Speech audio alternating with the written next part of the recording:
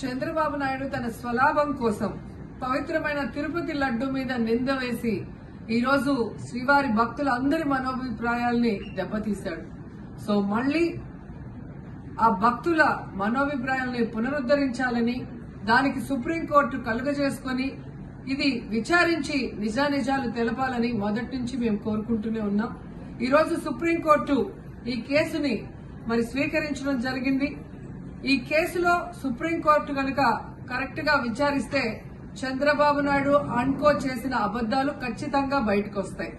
ఎందుకంటే మీరే చూశారు, చంద్రబాబు నాయుడు లాంటి వాళ్ళు ఒక సీఎం స్థాయిలో ఉండి తప్పు జరిగిందా లేదా అని విచారణ చేయకుండా, ఎటువంటి సాక్ష్యాధారాలు లేకుండా కేవలం జగన్మోహన్ రెడ్డి గారిని టార్గెట్ చేయాలి, ఆయన మీద నింద వేయాలి, ఆయన్ని హిందువులకి దూరం చేయాలన్న ఒక దురుద్దేశంతోనే ఈ యొక్క కామెంట్ చేశాడు అనేది స్పష్టం కాబోతుంది.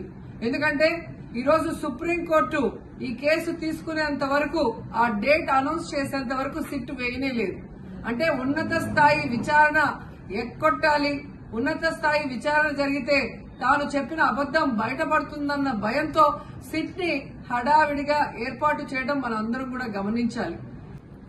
మొదటి నుంచి మాకు సిట్ మీద ఎందుకు నమ్మకం లేదు అంటే, తన పరిధిలో ఉన్న సిట్ ని చంద్రబాబు నాయుడు వేస్తే ఆల్రెడీ తను ఒక జడ్జిమెంట్ ఇచ్చేశాడు కాబట్టి దానికి లోబడే అధికారులు అబద్దాలు మాట్లాడతారు, నిజాలు చెప్పరు.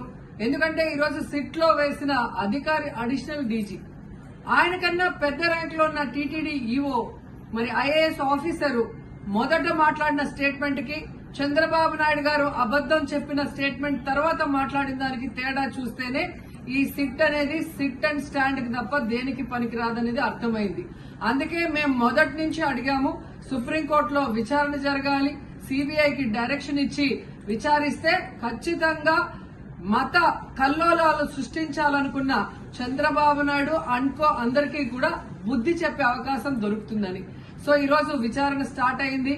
దీన్ని సిబిఐకి అప్పచెప్పి సిట్టింగ్ జడ్జి పర్యవేక్షణలో విచారణ జరిగితే ఖచ్చితంగా హిందువుల మనోభిప్రాయాల్ని గౌరవించిన వాళ్ళమవుతాం, పునరుద్ధరించిన వాళ్ళమవుతాం. లేకపోతే చంద్రబాబు నాయుడు వేసిన ఈ నింద పవిత్రమైన లడ్డూని తినాలా వద్దా, దీంట్లో కలిసిందా లేదా అన్న అనుమానంతోనే భక్తులందరూ కూడా ఈరోజు లడ్డూ తినకుండా వెళ్లిపోతుంటే ఒక తిరుపతి అమ్మాయిగా చాలా బాధేస్తుంది. ఈ రోజే అలగర్ కోయిల్ మదురై దగ్గర దక్షిణ తిరుమల చాలా పవిత్రమైన టెంపుల్. ఇక్కడ భగవంతుడిని కోరుకున్నాను, ఖచ్చితంగా సుప్రీంకోర్టు ఇన్వాల్వ్ అయి ఈ కేసుని విచారించాలి. తప్పు చేసిన వాళ్ళని, అలాగే అంటే తప్పుడు స్టేట్మెంట్ ఇచ్చిన వాళ్ళందరూ ఎంత పెద్ద పొజిషన్ లో ఉన్నా కూడా వాళ్ళని శిక్షించాలి అని భగవంతుడిని కోరుకున్నాను, సుప్రీంకోర్టుని కోరుకుంటున్నాను.